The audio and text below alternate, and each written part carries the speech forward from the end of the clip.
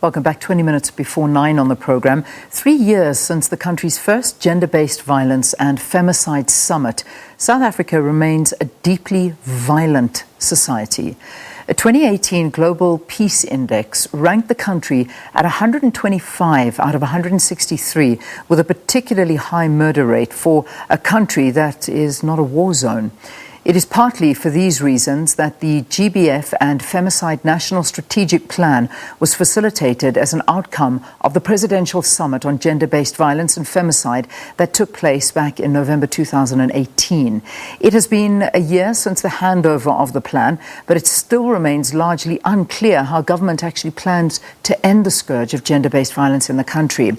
Professor Olive Shisana, who has been tasked on behalf of the Presidency to speak on the National Strategic Plan to fight gender-based violence, joins us now via Skype. Prof, it's wonderful to have you. Thanks very much for being with us. Thank you very much. You're welcome. You know, unfortunately, when you look at the levels of gender-based violence and crime in South Africa, a lot of the time government is accused of just paying lip service to things like GBV and femicide. What exactly has been done since the 2018 summit to date? Well, let me say that I'm happy that I'm able to speak on the anniversary, the first anniversary of the National Strategic Plan on Gender-Based Violence, which is a 10-year plan. So this is just the first leg. So as I talk about what it is that we've achieved, realize that this is a 10-year plan, and this is just the first year, meaning that we're just starting. But a lot has been achieved for the first year. Let me start by saying that if you look at the issue of the pillar one, which is the issue of accountability, coordination, and leadership, which is something that was demanded at the summit, you find that we've made quite a lot of progress. The president has appointed an interministerial committee on gender-based violence, which is comprised of the Department of Women, Persons with Disabilities, Youth and Persons with Disabilities, Department of Justice, National Treasury, South African Police, Department of Social Development, and so forth. So all of these ministers have been working very hard to set up structures that are going to be able to manage the gender-based violence. They have been able to put together a national strategic plan, a demanded bill, which is supposed to deal with the question of the management of national strategic plan. Let me be specific. This is the Gender-Based Violence Council bill that they have actually prepared. So we're really beginning to make progress on that.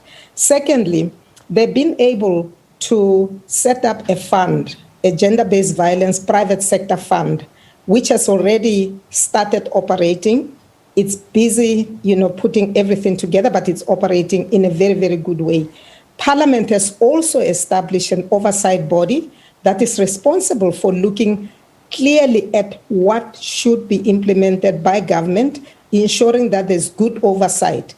This kind of accountability mechanisms are very key to the implementation of the National Strategic Plan. Civil society has also come together. We used to have very few civil society organizations that were involved seriously in implementing the National Strategic Plan. We've moved from 36 civil society coordinated organizations to about 82. Which is very good, meaning that it's not just the function of government, but it is the function of the entire civil society. So now coming into, the other areas related to prevention, which is something that is so key. If we're going to reduce the number of women that are killed or that are affected with gender-based violence, we have to do something very critical, and that is develop interventions that are community-based, that are going to address the factors that contribute to gender-based violence. Societal mores, for example, how people treat each other, at work, at home, in the community. All of these things actually need to be addressed through change of behavior. And this is where we've not done very well, I must say, because we're only now in the process of developing a clear strategy on prevention. And that strategy is being developed by the Department of Women, Youth and Persons with Disabilities, together with UN Women, as well as with civil society that is participating. We need to move quickly with that intervention and then start implementing throughout the whole country. But at the same time, we must be happy that organizations that are in the private sector are also contributing. If you look at SPA, for example, they've started with a prevention program communicating throughout the whole country on gender-based violence prevention. So we really need to do a whole lot more in that particular area. Everyone agrees, on that. So, Prof, I mean, you have said a lot, and we can see that the plans are there, but it's the implementation that is still lacking in a lot of ways. I mean, when you look at a survey that was done, and I think this was research that was undertaken by KPMG, looking at the cost of domestic violence to South Africa, that unfortunately does happen all the time.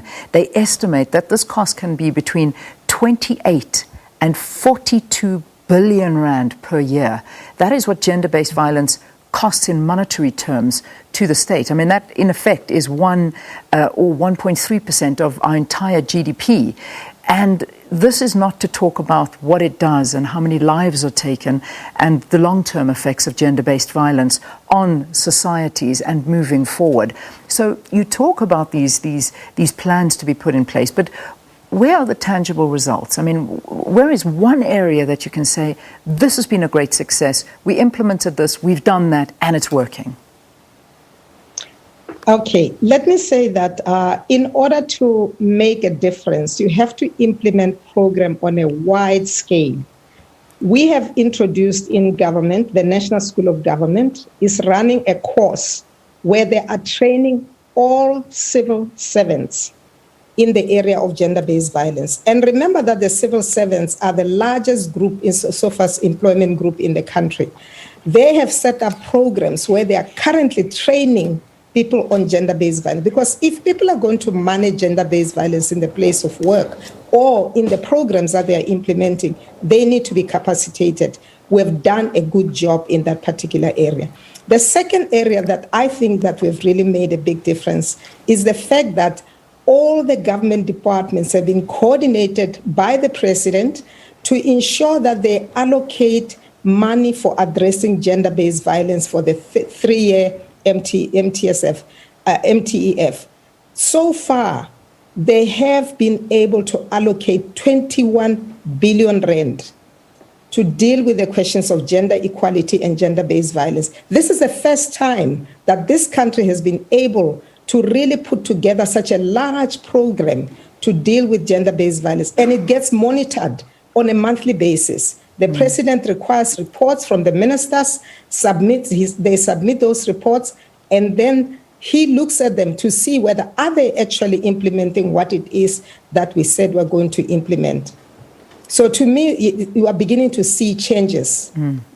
But at the end of the day, I mean, when we look down, obviously we look back a year ago, and that was when we found ourselves as a country in a very, very hard lockdown. And I think if we had to look at statistics from last year and actually see how much gender-based violence, domestic abuse, rape, you name it, occurred during that time, I think that would just scare a lot of people to understand, as I said in the introduction, that this is such a violent country and yet we are not a war zone, and yet it seems that the war is being fought by women. I mean, do you have a sense or an understanding as to how bad the situation was last year during that lockdown and how far back this actually took us in the fight against gender-based violence? Okay, let me first of all say that gender-based violence has been defined as a twin epidemic with COVID, or a twin pandemic, if you look at it globally. But in South Africa, as an epidemic, it is a twin that is supposed to be dealt with jointly with COVID-19. Now, during the first days of the lockdown, level 5, gender-based violence went down significantly. It was when we came to level 3 when the violence erupted. I don't know whether these men were hiding somewhere because of the fact that they couldn't go out. The law required that they should stay indoors. They couldn't get to their girlfriends to go and kill them, But as soon as the doors were opened, we saw a whole lot of that crime happening week after week. I could remember that in 1 month at some point we had 5, 6, 7, 8 deaths occurring within a week. So that was a big problem that we had. Now, if we have a problem like that, you are not going to be able to solve it overnight because it's a societal problem. It's not with you where you are, where you are planning. It's actually happening within the households. It happened within the communities. That is where the challenges are. And we're facing major, major problems because of the fact that it's a hidden epidemic inside the households. Some of the people who have been violated are not willing to come out for fear of repercussions from the men who are very violent. They fear to report the cases, and that is something that is becoming a problem. That's why we need a research project that is going to be giving us information about the prevalence of gender-based violence in the country. Mm-hmm. Let me say that funds have been made available for that. Studies are being conceptualized now. Studies should be starting fairly soon to investigate the seriousness of gender-based violence, the extent of it at national level, provincial level, community level, for different ethnic groups, for different racial groups.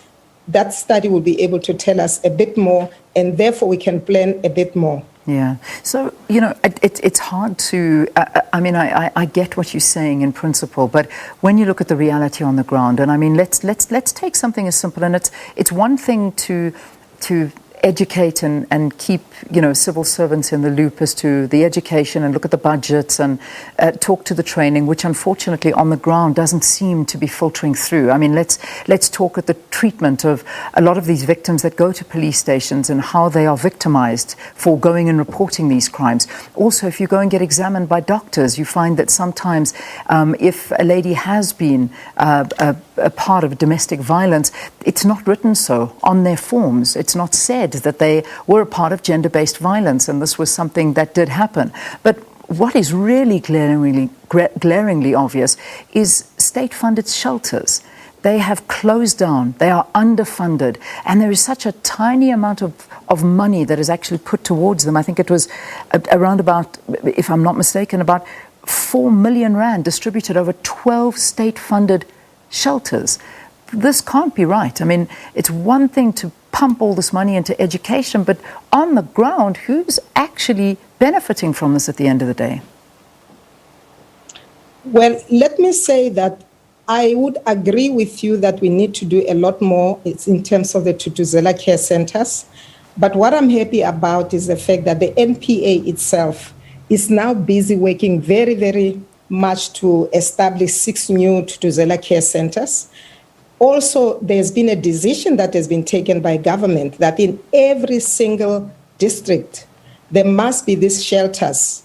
And therefore, there are plans right now through the Department of Public Works and Infrastructure to identify buildings that are actually going to become not Thuthuzela centers, but one-stop centers where women can be able to go there when they are actually affected. But I think the most important thing, Leanne, the way I see it, is that we need to work harder at preventing.